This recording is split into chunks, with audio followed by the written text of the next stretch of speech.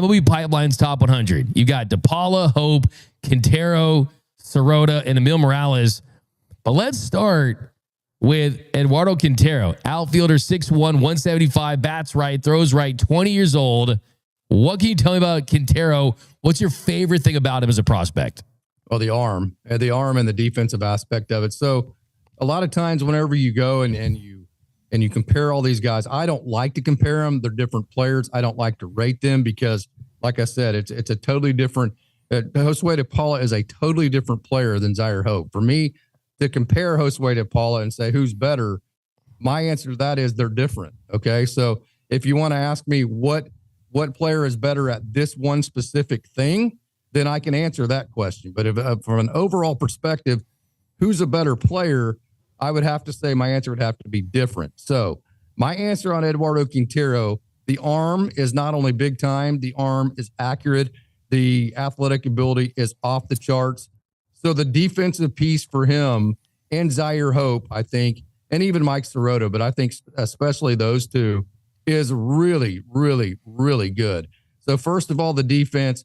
And then on the offensive side, obviously the stolen base aspect of it is big for him.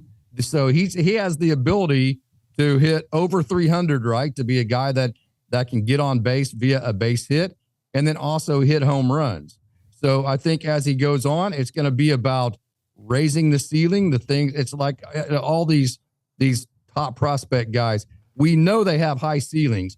Can they raise their floor on the aspects of their games to where they may have a hole to where if I were to say, okay, what would get them as they move up and the pitching gets better? Like Diego Cartaya, Doug, you and I had many conversations, and I said many times it's because he lifts and he also has an upward inclined swing, which means that inside pitch, he's not going to get the barrel out on it, which means he's going to have to cheat to it, which means then he's going to be vulnerable to soft away. You and I had that conversation many times. That was hey, if anything gets to Diego, it will be that. So that's the first thing that I look at with these young prospects. And when I see Eduardo Quintero, I think it's just get enough at bats to where the bat to ball consistency raises up to the rest of his game.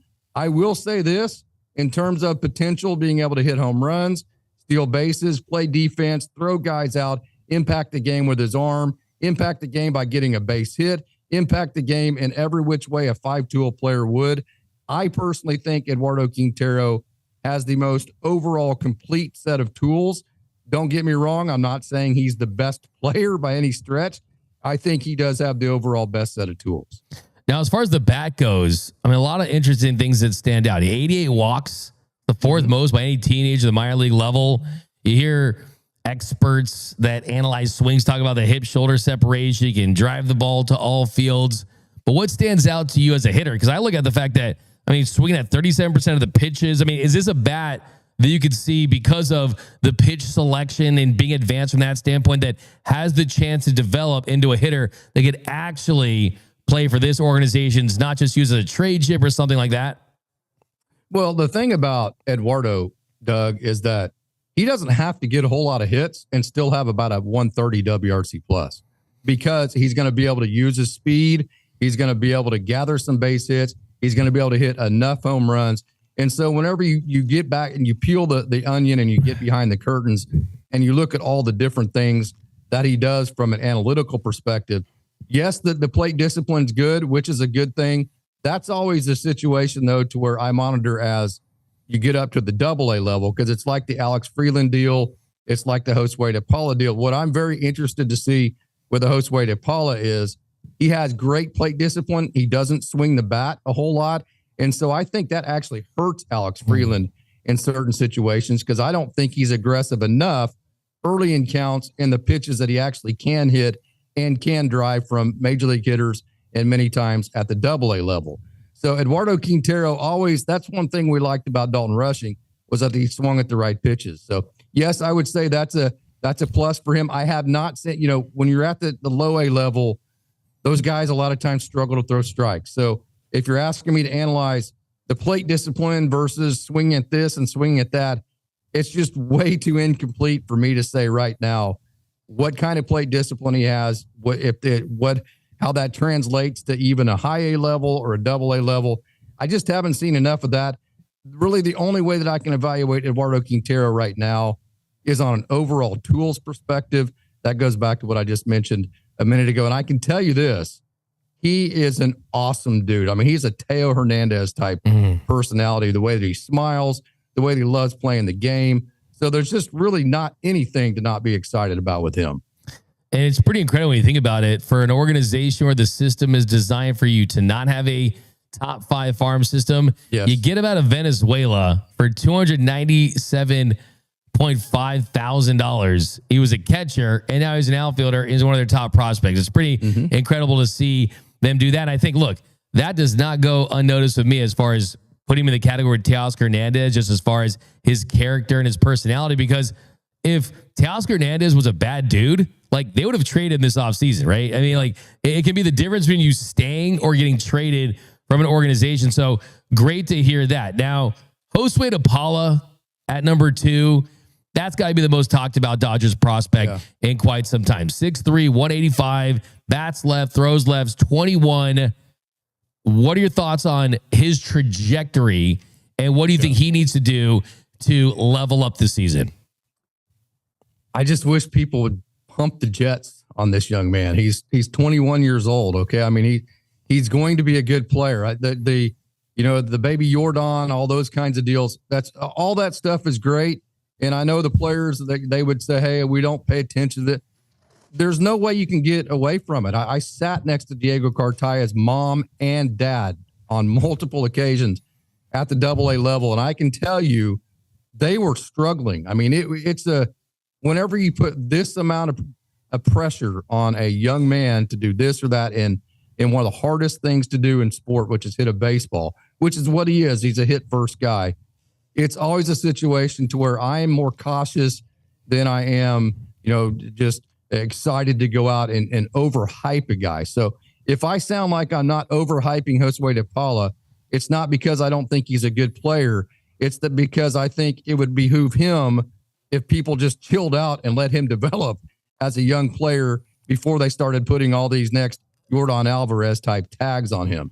Now, as far as the player goes, let's get real. Okay. Is he an elite outfielder? I don't think so. Could he play first base?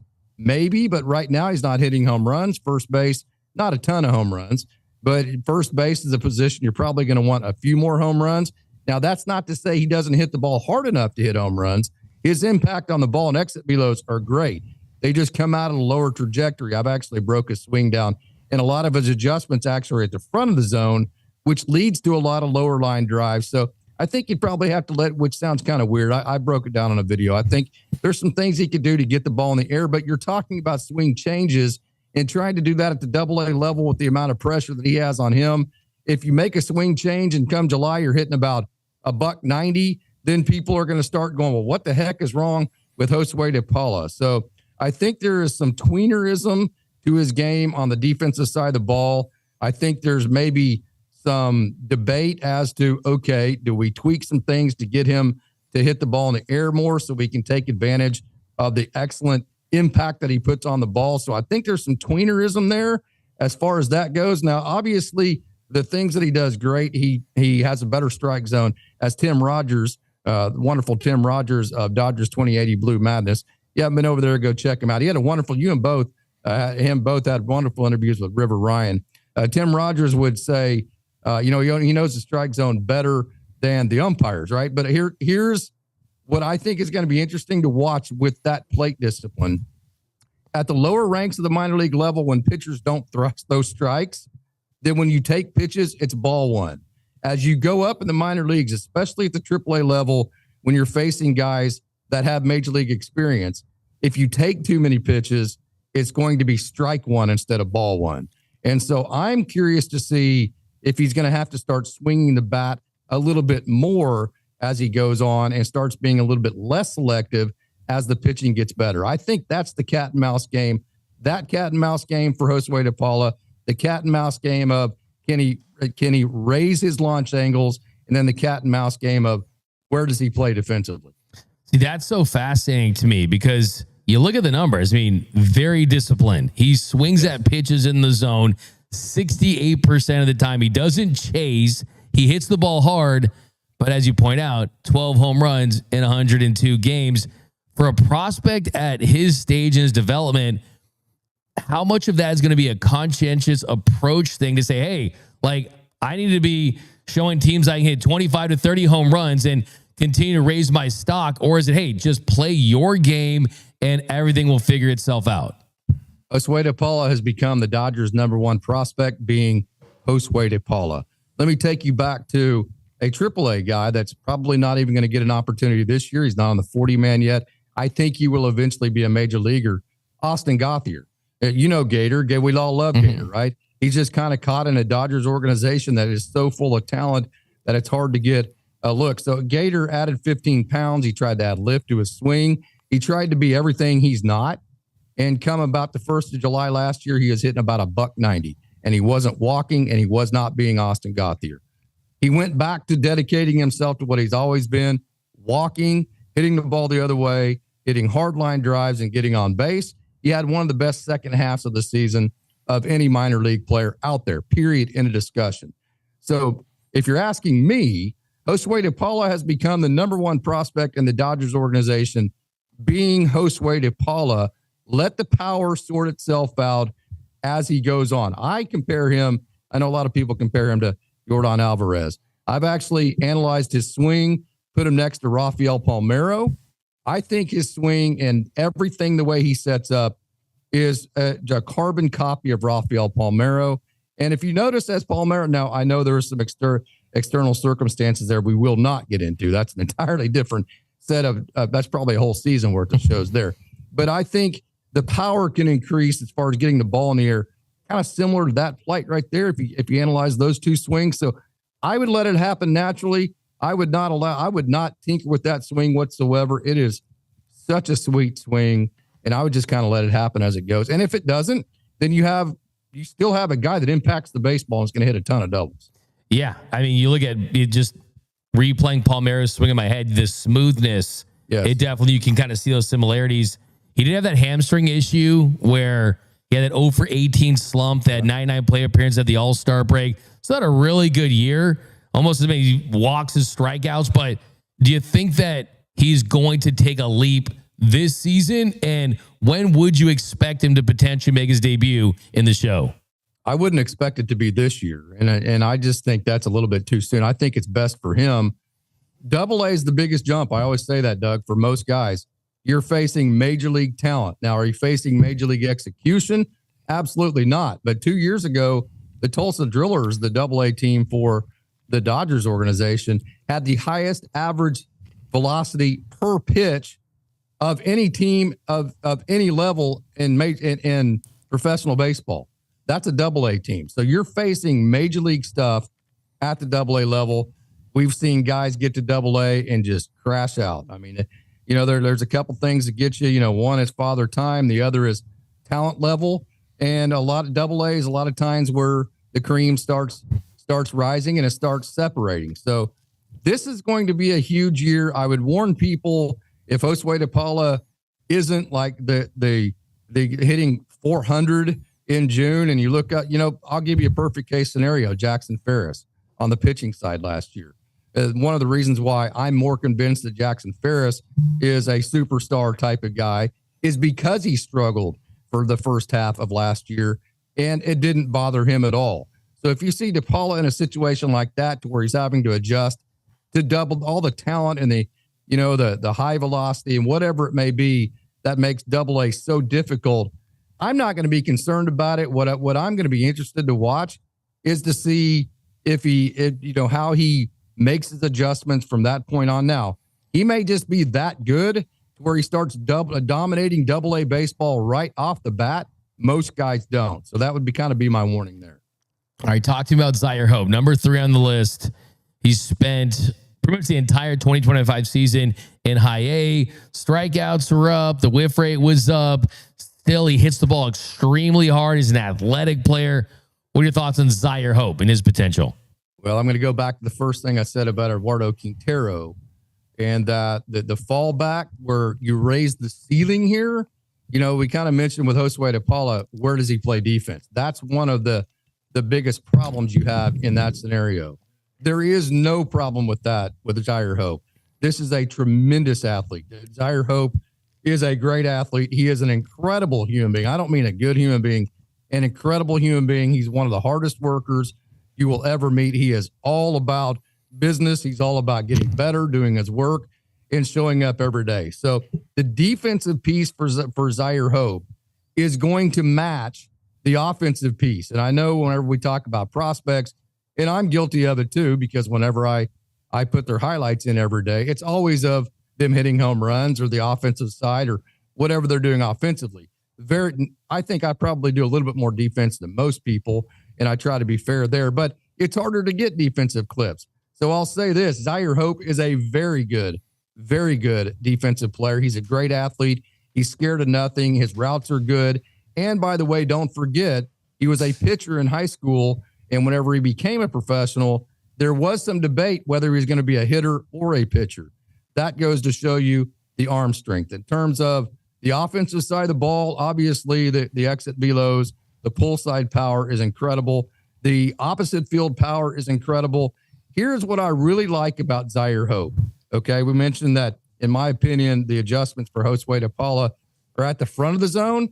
Zyre Hope, if you analyze his swing, he lets the ball get deeper and has more confidence at the back of the zone than any young hitter I think I've seen in a long time. He can take a ball at the back of the zone, which means you don't have as much momentum in your swing, right?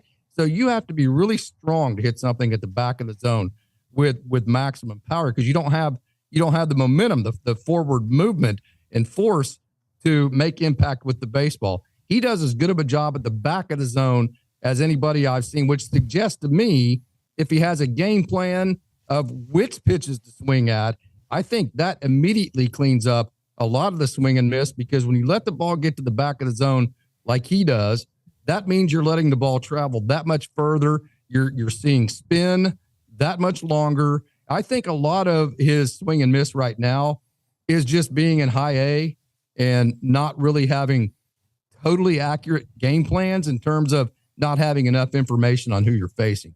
I think he's going to swing and miss less, or at least I don't think it's going to dramatically going to increase as he goes up, because I think he's going to have better game plans. He's going to keep hitting the ball in the back of the zone. And I think because of that, I'm not overly concerned about the swing and miss. Yeah, it just looks like the raw power is there. He swings really hard. Does a 2-strike approach kind of take him to the next level, maybe from a mindset standpoint? Like, hey, like we maybe take a little off on this one? Well, I will say this, okay, and Ryan Ward is the perfect example of this. Ryan Ward put in a 2-strike approach last year. You remember Ryan Ward only struck out one time his senior year in high school. He hit over 400 at Bryant for a year.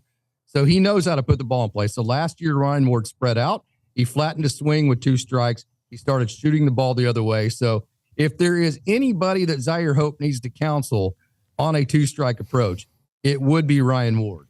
So I say that to say also, I think he kind of already has a 2-strike approach, because a lot of what a 2-strike approach is just let the ball get a little bit deeper, hit it in the back of the zone, and hit the ball the other way. Now, instead of trying to hit a home run the other way, maybe we're just trying to hit a line drive over the shortstop. So I don't think it's necessarily a mechanical change if you wanted to have a 2-strike approach for a Zyre Hope. It would be more of a philosophical change that instead of trying to lift the ball and hit a home run opposite field, we're just trying to hit a line drive over the shortstop's head. God, just like an overall approach change. I love it. Now, Mike Serot. By the way, don't you love all these guys? Like, Dodgers acquired him in so many different ways. Serot, another great example. The Dodgers get him in the Gavin Lux trade. Serot, at one point, he was viewed as a top 10 pick. He got sick in 2024. Ultimately gets picked up in the 3rd round. He's someone that's been cooking in the Dodgers farm system. He's someone that's on the rise as well. How good do you feel about Serot? Yeah, you're talking about the hit tool. Now, the opposite field hit tool, the complete offensive tool. And he's a good defensive player too. I mean, he's a good athlete. He can run, no doubt about that. A guy I've actually put out on social media side by side to Paul Molitor. And the reason why I do that is the direct nature of which he gets to the baseball with his swing is just so impressive. I mean, there's none of this loop to it. There's none of this, whatever the terminology or mechanics you want to preach. It's none of that. It is a direct to the baseball. It's like it's straight out of 1985. Hey, we're just trying to hit line drives. We're trying to hit the ball the other way. We're trying to stay inside the baseball. And I'm gonna point blank say this. I'm biased to guys like that. I grew up that way. That's just kind of the what matches my eye. And so I love watching Mike Serot hit, because with 2 strikes, he's just as good as any other count, because he's looking to hit the ball the other way no matter what the count is. So the offensive game for Mike Serot, if you were to talk about the ceiling, is that he is going to gather 1 million hits in what I call the big part of the field. So if you go gap to gap, so if you're a hitter like Mike Serot, you think opposite field gap. And if you're a little bit early, you go pull side gap. And if you're Mike Serot, that's the big part of the field. And what I like about him is that he's going to use that big part of the field. That's going to gather him a lot of hits. So if you want a guy that's going to gather a lot of hits, get on base, have a direct swing, put the ball in play, he's your guy.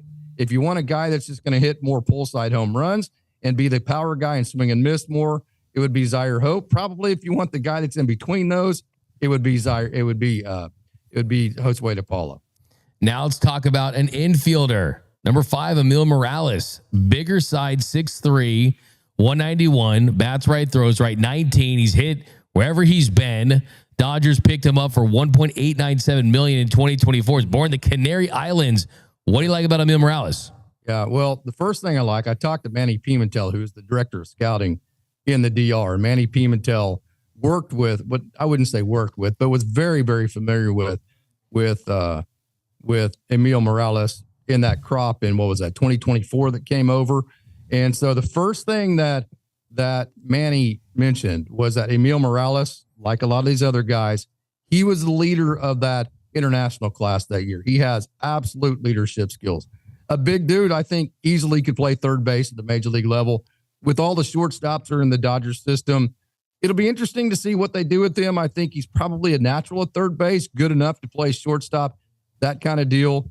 The offensive game, I think there's parts of the swing that I think he's probably going to have to make adjustments to. I think the inside pitch is a pitch that he's working on getting to. Whenever he gets a ball out over the plate that's kind of on the outer half, it's very impressive to watch him swing. So I think and again, he was hurt, I think, in 2024 for most of the season. So we didn't get a total look at him, and we haven't had as much of a track record watching him as we have some of the other guys. But as of right now, a big dude that I think is very versatile, can play shortstop, play third base, lots of power. He's a leader in terms of the culture aspect of it. And to be honest with you, I think we'll all have a better idea of Emil Morales. I don't mean to pass this question off, but really I think it's kind of incomplete right now because we haven't seen him play a whole lot. So we'll know a lot more about him, I think, this time next year than we do right now. Yeah, he's still on the rise, information gathering stage. I mean, I look at some of these 110 mile per hour line drives at 18. I mean, that stuff is extremely promising.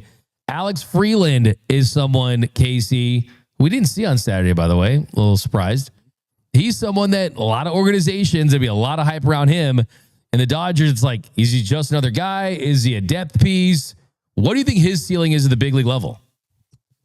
Well, seeing at the big league level is an everyday player and a good player, right? I mean, but he's with the Dodgers. Yeah. And I mean, you have Tommy Edman, who's going to come back. You've got all these guys, that Hesson Kim, and the Dodgers always sign veterans on the margins too. You might get Kike Hernandez back, all that kind of deal. You got Andy Ibanez that's there too. So it's not about, is he a major leaguer?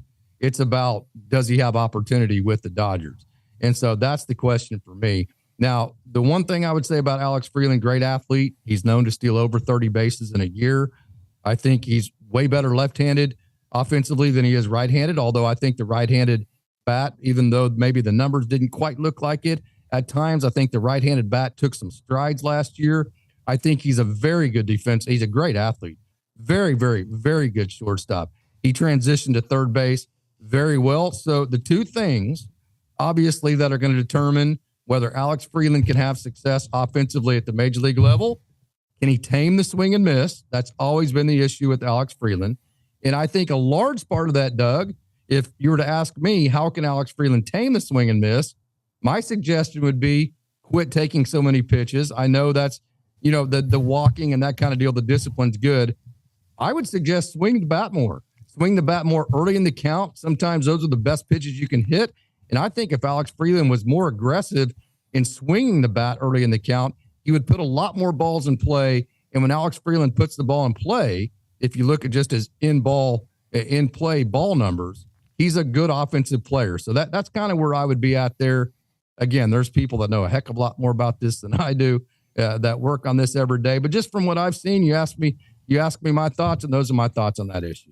Yeah, and I think that he definitely has that potentially in his bag for sure. I really hope that it's kind of tough because it's like for him to get an opportunity, it's like basically some guy has to kind of get injured. But if like he does step into that role and he has success, I mean, he's one of those guys where it's like Andy Pye has kind of stepped into the role, had a lot of success, and he's a guy now, right? I mean, Alex Freeland he needs an extended opportunity somewhere, and hopefully that for him is with the Dodgers, but he just got to make the most of those opportunities as they come. Now, who do you think is the biggest sleeper? Does it have to be a top 10 guy? Biggest sleeper, hidden gem maybe in the Dodgers farm system? Well, I don't know if they're hidden gems, but two guys that I would absolutely look out. The number one guy, Adam Sierranowski, big 6'6" dude. The Dodgers actually last year at the high A level, he was pitching for Dayton, which is the Cincinnati Reds high A affiliate, and the Great Lakes Loons, which is the high affiliate for the Dodgers. Rob Hill, the minor league pitching coordinator, and Sean Coyne, the pitching coach there for Great Lakes. And when they faced Adam Sierranowski, when he was pitching for Dayton, they were like, if that dude ever becomes available, we are getting him. Well, lo and behold, you have this situation to where you have this trade going on, and the Dodgers were able to get Adam Sierranowski last year. This is a guy, they call him Big Ski, big left-handed dude. And I mean, he is on helium right now. He's going to start with AA Tulsa, and we know just how close you are to the major leagues when you are at AA Tulsa. There's no doubt about that. So Adam Sierranowski, I would certainly keep an eye out for him. And then also Christian Zazueta. Christian Zazueta is a guy that the Dodgers got back. Sorry, my phone's ringing right now, and I can't get to the off button. Pick it up. Christian Zazueta is the guy the Dodgers traded for Caleb Ferguson. Tremendous in the execution part of things. He has been coming on very strong, and probably the best story, the best story is Patrick Copen. The last pitch of his 2024 season, he got hit in the right eye. He lost eyesight in his right eye, used the entire offseason to make it back. He threw the first pitch, pitched the first game for Great Lakes last year with goggles, and had a really good year. So that's a great story at AA. But I would say the up-and-coming riser to look out for would be Adam Sierranowski. And then a guy that nobody's talking about that got put on the 40-man would be Ronan Kopp, a big left-hander that has a really wicked slider. Yeah, that's going to be interesting to see. I mean, they always tap into their depth throughout the, of course, of 162-game season. Wouldn't be a surprise to see him have some type of impact this season. All right, Casey, we always ask you this. What is your hottest, most scorching Dodgers prospect take right now? The most scorching Dodgers. I really don't have a scorching Dodgers take right now because the system is so balanced at this point. But I'll say this. I think Jackson Ferris has a chance to make the major leagues, and I think he has a chance to impact the major league club this year. I just think the way that he overcame a lot of his struggles last year, the way that he finished, I think he's going to start at AAA Oklahoma City. I think he thinks like a major leaguer. And I think if opportunity comes up, I don't think they'll hesitate to put him on the 40-man roster. And so I think he has a chance for Dodgers fans to get to see him this year at the major league level. That's pretty hot. That's pretty spicy, especially when you consider all the talented arms in this organization. I like that. I love me some Jackson Ferris. I mean, I'm kind of sad that Walker Buehler is not on this team, so it can be Ferris Bueller on the same team. But, I mean, it'll still be awesome. Okay, get you on this. A little bit of a wild one. You have to pick one of these prospects. Look inside your crystal ball, Casey. One of these prospects that's most likely to end up in Cooperstown one day and be a Hall of Famer, Casey. Which guy are you picking? As far as any player in the organization? Any player in the organization, pitcher, any level. Like, who's that guy that, man, if everything breaks right, the talent's there to have a Hall of Fame career? Eduardo Quintero. There you go. There you go. From a tools perspective, I mean, when you look at the 5 tools, I mean, he has them all. It doesn't say, I don't want to put pressure on a guy like that, but you asked me the question that when I evaluate tools, that's what I would say. I love to hear that just because, I mean, sometimes you hear people saying there's a lot of quality in the Dodgers farm system, but then they lack those high upside all-star level stars. And it sounds like Quintero has the potential to be that guy along with some of the other ones. Doesn't mean that anything, hey, it's potential at this point. He's still a minor leaguer. I hate putting that kind of pressure on young guys like that. So I'm strictly talking in tools. I'm not trying to predict that he's going to be a Hall of Famer. Don't worry. I'm not even trying to predict Casey, he's going to be a major leaguer. I'm just talking strictly tools. Hey, don't worry. He's going to get a text today. You're going to boost his confidence. And he's going to start thinking about what hat he's going to play, the LA on his plaque at Cooperstown. But Casey, we thank you so much. Dropping the best prospect knowledge in the game as far as the Dodgers go, in my opinion. And if you haven't yet, definitely subscribe to Dodgers Daily. Go check him out. We're going to try to have Casey on as many times as possible here. Absolutely. You get a lot of love in the comments. A lot of people love when you come on the show. Big shout out to Austin Brubaker. I was actually hitting him up in the DMs. We're going to get him on the show. So it's always cool to have you guys, true Dodgers ball knowers. By the way, someone in the comments just said right now that Diego Cartaya is going to be a star ... in Taiwan. Come on now. Like, show some respect. Yeah, okay. No, his autograph is right behind me. Okay. Show Diego Cartaya. There'll be no Diego Cartaya slander here on this show. Okay, Casey? Yeah. And let me say this before I get out of here. That is why I hesitate to put way too much on these young. Diego Cartaya didn't ask for all the attention. Matter of fact, you met him. He came to your studio. He was a very quiet young man. He was very humble. He didn't ask for all that attention. And so, there's no way that I would ever kick a young man when he's down, for one. But for two, hey, minor league baseball is hard. It is what it is. The Dodgers moved on. That's the end of the story for me.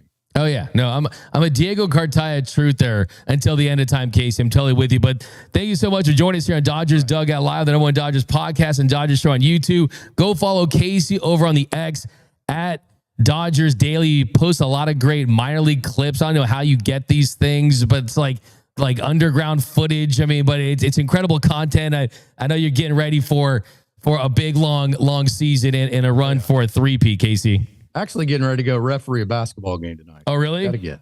Do you have a quick whistle, or, I mean, you gonna tee someone up?